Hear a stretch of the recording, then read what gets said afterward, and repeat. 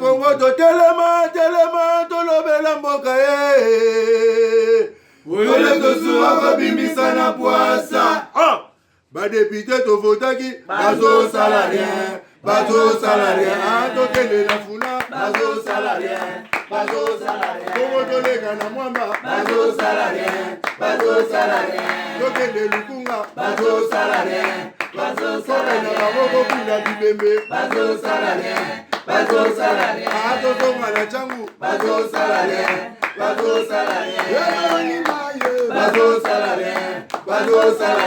kola ni molili bazo salarien. Kulune paye bazo salarien. Ala balenga ni ba mama bazo salarien. Kola ni wape bazo salarien. Bonjour, bonsoir, ça dépend ya ba R au bozo talabiso na 4 coins du monde grâce à chaîne YouTube Bakino Balobi TV. Vous s'abonnez massivement et puis toujours senga na ba congolais na ba congolaises nyonso toujours moment ya fin de l'année toujours la président na ba pasteur na biso ba professeur le côté bimaka belé maka mbele belé abulu et bimaka. Pourquoi? Parce que babang sa biso que non on dit au côté bato bele bakosa biso en 1999 ensemble na bino Kinshasa au l'an 2000 de fin du monde mais nzamba confondra bango alors na fin de l'année comme ba pasteur Covid et puis c'est moment bonze belete ba pasteur bele ba créer bino ba république belé pour ba soutenir quelque chose de pas na bino faut être prudent mais il y a de vrais et de bons serviteurs de Dieu na mboka ba belé mais non ba muke ba fondé ba belé talaka ba venir se multiplier mikolo yo ba prier na l'église je ne sais pas pourquoi bon ça la président tous en pour ko fungola bino pe misuna matoyi et puis boy ba covid des alliés hein covid vraiment ça vient na biso mo journal bon vous pensez ça mo munene hein azas ko na quarantaine na concerne biso journaliste moko en quarantaine déjà donc bon ça attention covid est ça sur boy et pour ce monde na coronavirus toi talonde nous devons visiter hôtel nanga mabete muta sida ko to kotala emeto tout anati mais yo muta covid to kwata emo faut la prudent bana kingasani bana masina bana bumbu bana selembao bana bandal 4 quoi ville province à Kinshasa vous la prudent boye bete covid des lelo na yambi présidente nationale et ya fondation Fobija Izali fondation Bijou Aridja yé encadre mimi ba orphelin olobozo ba loso wana na ba soso wana bo pesa pasteur wana bobenga ye après émission bobengi botinelata deko po loso aller sata ba orphelin ko sala bien makasi ngape na orphelin de père so tindelier ngape comme orphelin na bénéficier pe maman Bijou boni. Oui ça va, bonjour. Bonjour, qui m'ezali? Oui ça va. OK, na santé qui m'ezali. C'est tout bino bato bota la rami ba orphelin besoin ba orphelin en charge. Nous avons bossa na bino te chaque. Amen. Amen. À part ça, bonne fondation. Ça va, fondation ça va. Toujours bunda malembe ça va.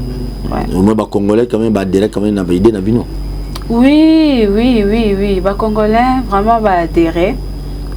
Baza quand même pour période toza nango eza facilité pour na mutu nyonso na Covid-19 et tout c'est pas facile mais bon il y a muke au baza na biso vraiment l'objectif est à Fobija des années objectif na bobanana depuis quand? Ah d'accord Fobija en fait na bandian en 2004 mais oui à l'époque ils avaient qu'il faut bijater. À l'époque, ils allaient qui Djeraniata Kasiren Tuishinamani. C'était dans la province du Maniema. Objectif nanga plus ils allaient qui tant que na Maniema, les auditeurs vont excuser tous un peu bilingue. En fait, je me sens plus mieux en français. Dans ces émissions. Mais en Bundana, ça a vraiment bilingue. Pas de souci. Donc en fait. Aux hommes de Maniema? Oui, les hommes de Maniema. Il faut expliquer à Bango. Tant que na Maniema, côté la grande sœur, tant na Komi, alors on a trouvé que le comment un peu étrange. C'est-à-dire, sur Colina Kinshasa, c'était difficile. C'était très difficile. Donc les qui me soit le bika soyeli automatiquement aux andekona. Alors tant na koma kikuna, j'ai constaté que bazaboé division wana déjà chokakinga. Et puis na qui constaté au moins la jeune fille il y a 12 ans 13 ans, Aza, 3e bureau, 4e bureau, et puis avec autant d'enfants. Yango peso etika. Wana Maniema. Oui. Na mboka ya matata ponyo, Shadari et tout ça. Na eli politique non, malheureusement na province ya matata ponyo, province d'origine ya matata ponyo na Shadari. Donc bana déjà na âge mké. À la 3e bureau déjà. Non, et dans la plupart de nos provinces, oui. Ça on doit souligner, dans la plupart, on a vos particularités. Pas de souci, mais au moins la manière de bosser. Tu évolues. Donc c'était un peu ça, on a constaté qu'il y a en gros, et Choka Kingapé, comme on a moi à Mouké, déjà à l'âge à 15 ans, 16 ans, 12 ans, déjà à Bana, et en plus de ça, Libala Moko Eza que papa Kendaka, hein, comme on a étudié à l'école primaire, hein, papa va à la pêche, maman va au champ, donc je veux qui ça. C'était vraiment étonnant, c'était beau en fait de voir la nature et tout, oui. C'était beau. Non, oui, parce que j'ai étudié que papa allait au champ, à la pêche, maman au champ. Maintenant je vivais ça, tu vois. Ouais, c'était quand même beau par rapport à mon histoire et tout. Mais ce qui était choquant, c'est que comme on a balamiqué, avant, bazo si ça ba classe T, et puis bazo s'est retrouvé na bana ebele et bana wana bazo ba misusu bazo pe chance ya kotanga te, bansu bazo chance ya ko évoluer te, ya ko émerger te, ce qui fait que ba jeune fille déjà sur Rosanna 12 ans, 13 ans, tu comme à la 20 ans, tu te retrouves avec 4-5 enfants, c'est-à-dire que otangité et puis à venir nayo eza sombre. C'est comme ça que Tika Kinga n'a créé qui équipe féminine de football, n'a créé troupe théâtrale. Alors il y a ma fille Merka. Non. En fait, Ezaki n'a pas fille nyonso, catégorie nyonso. Na comme na jeune fille vraiment ébélée au baderaki, ba comment on taper balé makasi et tout. Donc non, j'ai dû arrêter parce que fallait nazonga Kinshasa et puis à l'époque nous avons pas sponsor té, nous avons pas soutien té. Matata zawana Shadara zawana taimo. C'est sûr que tu candidaté na fondation Matata Ponyo peut-être. C'est la ligne politique. Non, c'est ça, non, bazali bande kwa côté kuna titre boy ya bangote quand même. Quand ba onde bana moi 10 francs, so komi cause à Matata. Mais il y a projet moi qui était quand même. Donc tala siko ningo sunula bango kuna pona kozanga makoki o ba komi lelo yo ebité. Oui, et puis un jour dans voyager balela qui donc ils a image o elongwa ngate vraiment balela qui parce que ba image qui na zana coach ya bien donc coacher bango c'était merveilleux. Donc c'était là de part ya fondation l'équipe à Liboso. Il y a Bassi, il y a Banambassi, Maniema, il y a Banoyo Format. Non. Équipe à Bassi, na Kinweza Nangoya Kasongo, c'était Ezaki équipe à Liboso, en tout cas à Bassi. On a Koutaki. Ok. On a Salaki quoi, on a créé qui ouais. Ok. Merci beaucoup. Bon objectif la nos années Maman Bichon. La fondation de Bino. Bino Bola depuis 2014 le bi. Ouais, 2004. 2004. Ouais, depuis 2004. Ouais. Si les lo objectif na Bino Bola kanini. Au salé la ngopona ni. Bon, objectif, on a salé là qui. Et vous allez objectif, et vous allez payer. Oui. Bon, Nazo Zouaka, ma grande ligne. Il y a Liboso, comme je le dis, et ça qui plus par rapport à la situation à Barorphelin. Barorphelin, na RDC, ngala lobakango toujours que toza bana papa moko, bana maman moko. Et bana wana bazo souffrir, bisonyo sotozo talakak. Chose qui est grave. Et ça, domaine moko, et ça vraiment critique. Et que objectif ya fondation Fobija et ça ko aussi ton na gouvernement donc on va voter ka budget bana wana bazala na kati bana wana bazala parmi nini comment dirais-je donc parmi nini donc ezala neti souci ya gouvernement na budget otozo voter montant autant toko débourser en pour na différents orphelinats. C'est quelque chose de très capital parce que la plupart ya batu oyo ba fongoli ba orphelinat c'est selon étude nanga parce que ngane na zabo na koka ki pe ko fongola orphelinat mais pour le moment na ba ki na osala ngote parce que eza déjà ébélé et puis na ébélé wana bana bazo souffrir. C'est comme ça biso on s'était dit on va apporter de l'assistance, on va apporter de l'aide et aussi hausser le ton par rapport à leur situation. Donc c'est un peu ça. La plupart, je disais, il y a des orphelinats où ils sont à Kinshasa. Batu basala où ils sont privé. Ce qui veut dire que le gouvernement congolais est pensa na ba orphelinat. Alors, mutu ezaka que azana moté mawana mawa a fongoli orphelinat abandi ko s'en occuper na bana. Ce qui fait que ba orphelinat belé va se retrouver na ba 50 bana, 60 bana, autant d'enfants va se retrouver et du fait que yemoko fongoli orphelinat azape na musala peut-être au ba futakaye au-delà, ce qui fait que bana bazola lanzal. Il est inadmissible de voir moi dans Koufi parce que soins médicaux exatés, moi dans la linzala parce que moi bloqué oliaté. Azan la bonne foi. Et aussi la fondation Fobija, tous autres éléments la pratique nyonso ezoleka dans certains orphelinats auxquels Batou a fongoli orphelinat mais dans l'objectif est comme business. C'est-à-dire côté Kabana Batou. Côté Kabana, pas seulement côté Kabana mais aussi certaines personnes bazo pe ça 10 francs na pona bana ezo komate ezo kenelanda kunae ça aussi. Donc parmi vraiment ba cheval de bataille na biso eza situation na bana orphelin donc tobota maka tokolaka to bakate liwe ekozwa nini. J'ai rencontré 2 enfants auxquels ils étaient en bonne et due forme chez eux à la maison avec leurs parents. Du coup, les parents sont partis, les enfants sont restés comme ça. Ils se sont retrouvés dans des orphelinats auxquels ils doivent faire 2 jours, 3 jours sans manger.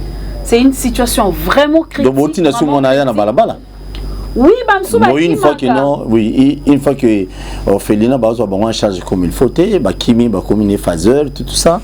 Peut-être. Oui, effectivement, mais de l'autre côté, Bato Bazan a bonne volonté au Salamoussalango. Il est buté à un problème. Ok, il se retrouve avec 50 enfants. Il n'a pas de moyens. Donc c'est une situation réelle auquel on devait vraiment sensibiliser, on devait vraiment en parler pour que chacune de personnes ait sa responsabilité à tout un chacun de nous en tant que parents. Donc c'est ça. C'est ça parmi les objectifs. Et aussi pour des personnes démunies et des enfants qui souffrent de tumeurs. Tumeur est commis un peu fréquent dans la RDC.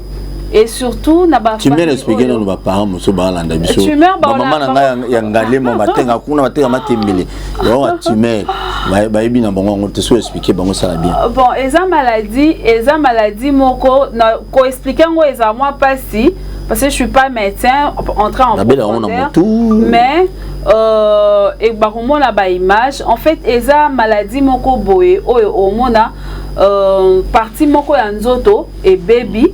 Et deux fois au monde a masse moko boye et bimi mwana to mukolo et tout. Bamso ezaka tumeur ya makila donc makila et baby to mukuwa et baby au moni mutazo qui ne kokufa appétit malembe. Ce qu'on a kokufa nezaka kokufa moko ya tranquillité té. C'est-à-dire oko banda pasi eko banda yo c'est un peu ces maladies moko vraiment eza grave. Ngalo ba tumeur et les cas ta sida parce que muto sida so rameli ba antirétroviraux en bonne et due forme, il peut aussi se marier avec un autre antirétroviraux, va protéger moi là la vie continue, ils ont décidé. Mais la tumeur, surtout sur les âmes malignes, elles sont vraiment grave parce que aux autres coups, n'a pas douleur, n'a pas si, donc. Donc là, je crois Bozué en charge, je crois. Oui, non, Bozué en charge. En fait, Bissona Kinshasa, mon village, papa Dédé que je salue en passant. Ngana lo baba tumingi ba mona kamuli comme journaliste, mais c'est un homme qui a un cœur extraordinaire. Donc c'est quelqu'un d'extraordinaire quoi. Bref, to kendane na ba hôpital, to landa kabaka ya bana wana. Donc ezana bana o banda obela makasi koleka ba tumeur. À défaut ya mbongo akufi. Mosusu pe baeboye na Kinshasa mon village na fondation Fobija tolandeli quelqu'un de bonne volonté ayepe ba memi na opérer moi na retrouver vie normale à zongeli classe makamnios. Ouais. OK. Ouais. Merci beaucoup mais maintenant tout na yo avant de continuer ba genre nini ya ba orphelin donc catégorie nini ya ba orphelin oyo zolobela awa ba orphelin ba fazer mususu tozo mona donc les enfants de la rue la plupart ba musu ba pe ba orphelin o lobela bango pe ou bien zolobela ba orphelin o azala azani orphelin na famille mais ba maltraité. bon biso tozolandela plus ba orphelin au bazan na kati ya ba orphelinat parce que là au moins toyebi ndenge ya ko contrôler bango toyebi ndenge nini ya ko gérer bango orphelin au bazan na balabala par exemple Chege c'est déjà au bazan orphelinat c'est énorme donc c'est un peu ça mais deux fois si on a koutani pena orphelin moko bazan na balabala enfant de la rue to réintégrer ka bango t'orienter kabango na ba orphelinat mais chose qui est difficile il arrive deux fois na orphelinat pe ba sali 2 jours 3 jours ba lépété ba kimisu bazongi na balabala ça arrive souvent en tout cas et ba pasteur bino pe mikolo na bino 10 janvier pasteur vraiment tala bilo na toko lobao pasteur to na orphelin et belé na kati église wana bwana ba don bwana ba boynyonso mais est-ce que ozoe bayo passer mon tolanda biso ou éviter qu'un jour tu mourras aussi bana no ba otikala ndeni parce que ozo gérer ma belle église ozo gérer wana bana no tant ba otikala ba orphelin les lots fondation Fobija est-ce que ba bete la bon tour vous êtes sûr taliwa bon on a monté maninga solo maman déjà na maman moko na Delvaux si je me trompe pas OK donc tinlenga ba imaginer c'est quoi son problème en fait bon en fait son problème RDC na ba coin surtout na Ngalema eza na ba érosion au ça date des années en tout cas ba komela kutu plusieurs fois président de la République ba lettre pour na rosala ba érosion ngo mais gouvernement lo baka que mbongo ezate mais na moment 5 chantiers ba mbongo bimé belé to éviter muto grand travaux na yo peta de droits là ce qui fait que bandaku ezo continuer kokwea ba veuve ba orphelin bazotika là vraiment libanda sans abri alors maman Alphonsine a 10 enfants mobile nazaka médecin bazara na dendaku ndaku moko ekwea mobile nae asala AVC par rapport à souci na ndenga kufi donc ba téléspectateurs ba komona ngo oui wana siko aza donc ndaku et pratiquement ekabwani katikati donc azoe baté akokende wapi akosala ndenge nini basi tosto komi na gouvernement ba marché na ko marché gouvernement lo baka ke mbongo ezate on a mbongo ba mission les services ezali érosion neti o ya la lou je crois eza ba 8 millions de dollars je pense ba estimation oui 6 millions sonyo sonzele keti selemba oui ezongi normal vraiment toujours c'est un chef de l'état attelé la biso likambo oyo parce que comment on tout Fati volcan banda ko ezokende bambula pena no esilité donc ngar nazo banga mama na azo continuer kolala na kati de ekoza la jour parce que ça en place à kokendete jour sous soya kokende na bana comme baton sous basi ba kufi déjà belé donc c'est un peu ça. Oui. Nabi pe moi le solo à Nino il y a vraiment de belles maisons et qui n'a érosion on a mais depuis Kabila na batuna Kabila pena batu belé ba qui était on a le Joseph Kabila il a fait courage bengisi soko muto grand travaux on a bali en bon érosion bolé no vrai coup batana machikuna ozoni ça a ça la temps AVC parce que c'est anormal que aujourd'hui Kabila est insulté partout Kabila qui rola mamba kambwana il y avait de l'argent tout cas les grands travaux en charge dans la société chinoise mais tu évites sur le soukapi bon en fait c'est regrettable ça bah tu dernièrement tu as qui na réunion na ministre mais qui a empêché tu as qui na directeur à cabinet nae conseiller nous ont rassuré bah ça qui biso babi que non une partie selon bango ya mbongo ebimi parce que tu as qui bah érosion une grande érosion ils ont Kinshasa bah érosion ils ont vraiment ébélé moi je pense au lieu peut-être ya okanta ba maramou susu ba tala non pe marambo ba érosion ou bien surtout ngalema je me suis ba peut-être ba nyonso ba dindi ba érosion eza et puis ya minene na ba munga fula kuna. On était en réunion, je crois le conseiller à ministre a pété à l'objet que non, une partie en bon webimi, mais tozo e batté érosion ni tokobanda pour bon weza, eza mouké. Bon, mutu on tapé ça qui a vu na enga na pesa qui bango priorité à côté à maman. Non, j'avais dit ceci, le quoi en bon webimi mouké. Toza bandeko. Et ça passe sur le bac, non, bossala kayanga, et de l'autre côté, baninga baké badindi. Na fait ça qui bango idée na lobby, place au moment que na ba érosion nyonso, oh monique ah soki ke batu bakufi bo kangi nanu soki mbongo musu e bo continuer. Donc fort malheureusement tous oiseaux va promesse et puis après comme d'habitude silence total, silence ce bo benge komika mbongo ezate donc merci. C'est triste. OK, na bandi bino batu moni mama wana avant na ba condition tout ce qui image na bomo na ngota mulai maman na zo vivre na ba condition vraiment inhumain ba risque eza est belé à tout moment boko yo na yé peut mo bete sonné que maman kufa. Akufi ouais. Vraiment surtout ko assister surtout le biga gouvernement président Félix ngana zo insister loko bomi Kabila na Congo Kabila abandeki ko sala suivité. Soka lobby likambo apesi mbongo apesi autorisation mbongo ebima pona boy Kabila bano sala suivité et loko yango ndo moni ba finga Kabila Congo mobimba le même gens qui bouffait l'argent au Kabila bano bimisela bomba qui ça misala le même batouane ba pesi mu Congo lelo bakena union sacrée président de la République zala président na bato ba yekuna ah ba kimi Kabila lobby ba okima oté. Et puis il y a des urgences auxquelles que non population isola la thé par rapport à urgence boy neti érosion monsieur Mboulé bandi mutu so za libanda non mais évidemment et ça vraiment urgence donc on a peu robot taper diminuer ceci depuis réseau on a eu ma casse ceci.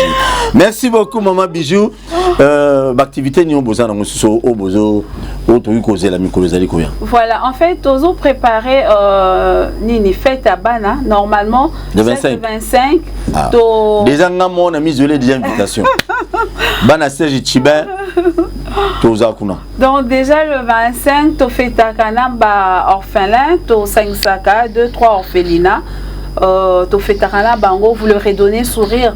Moi je leur ai toujours dit que le Seigneur leur a donné une mère. Ça me sera un peu difficile de résoudre tout le problème, mais dans le minimum possible. Raison pour laquelle Nabiso Moko et Zala moi pas si tozo invité Bino Nyonso. Kosunga ezaka que nous allons de milliers de dollars. Non, moi je l'ai toujours dit aux gens. Kosunga la muke ozalango wana okoki kosunga okoki ko redonner sourire okoki ko pesa mutu vie donc na muke okaka yo ozalango donc bino nyonso ozala 10 francs ozala 20 francs ozan empêcher obité na tinda monta sa combien sucre très important pour yo koloba ça combien sucre ka eza muke mais bana na tant so ba meli petite pendant 2 jours eza ba réalité otoyebi et nazo sensibiliser mutu nyonso oyo. Tala bango kuna potang zolo ba mona ka odisa. Ah non sensibiliser mutu nyonso akoma so na pesi bango bakolia so na pesi bango bakomela. C'est vrai dans tout le domaine possible il y a le faux et il y a le vrai. Donc venez so moni pe que tu as empêché en fait au moni que non alors ça ma mari a confiance te yomoro yaka na sa combina yo ya sucre yaka na ekolo na yo ya loso ça va redonner sourire à un orphelin. Donc tous c'est la bino. Merci beaucoup. OK, c'est tout bino ba député belé hein. To ka bino souté. To ebité na bonano maman Sengi hein. Ba député. Il y a 4 quoi Kinshasa.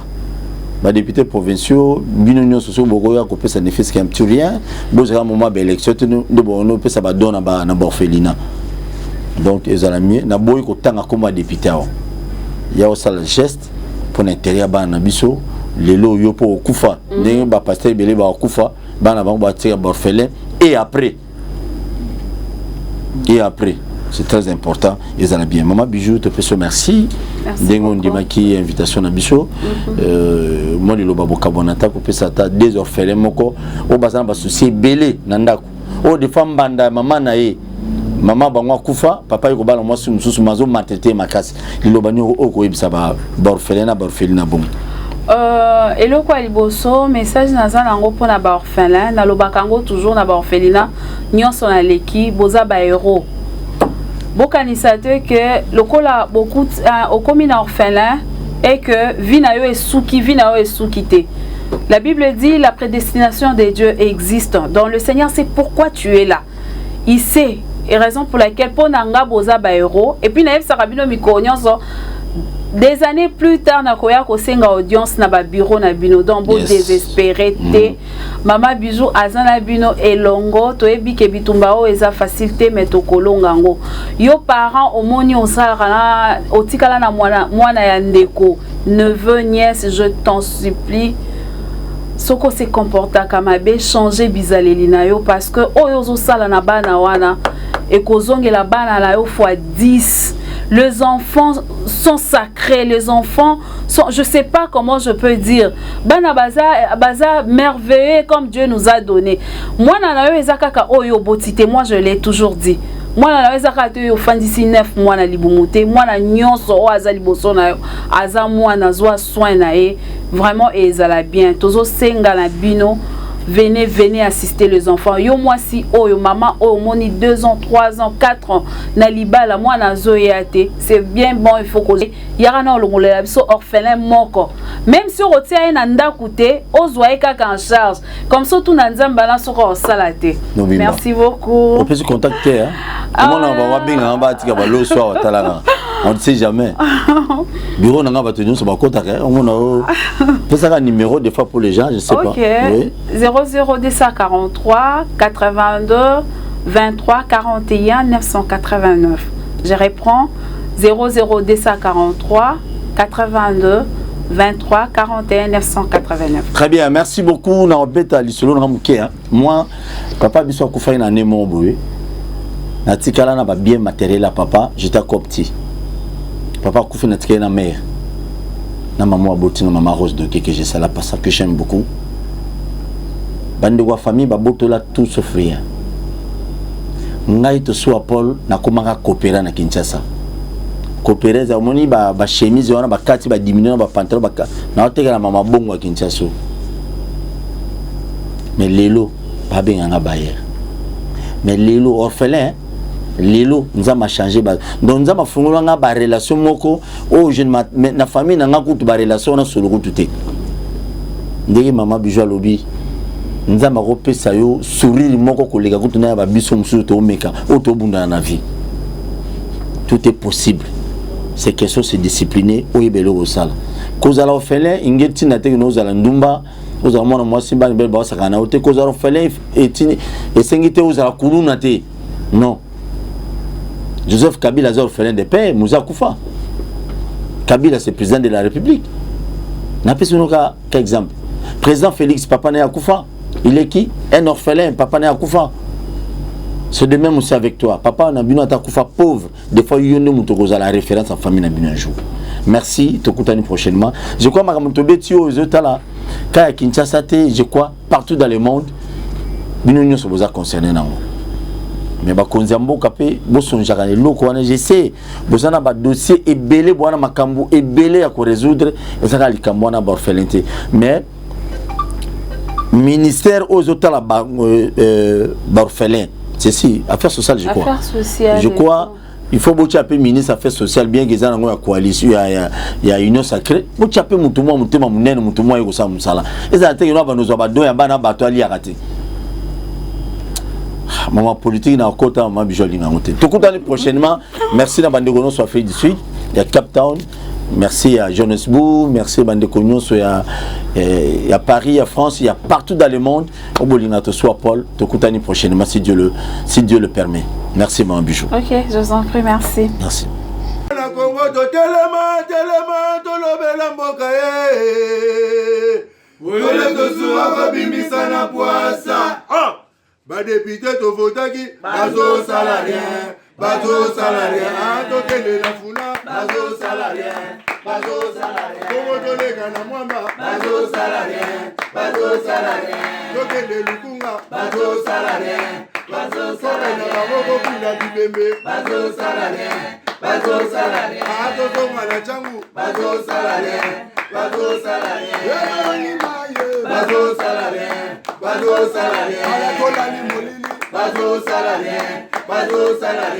Kulune paye bazo salarien Kala balengani ba mama bazo salarien Etolani wape bazo salarien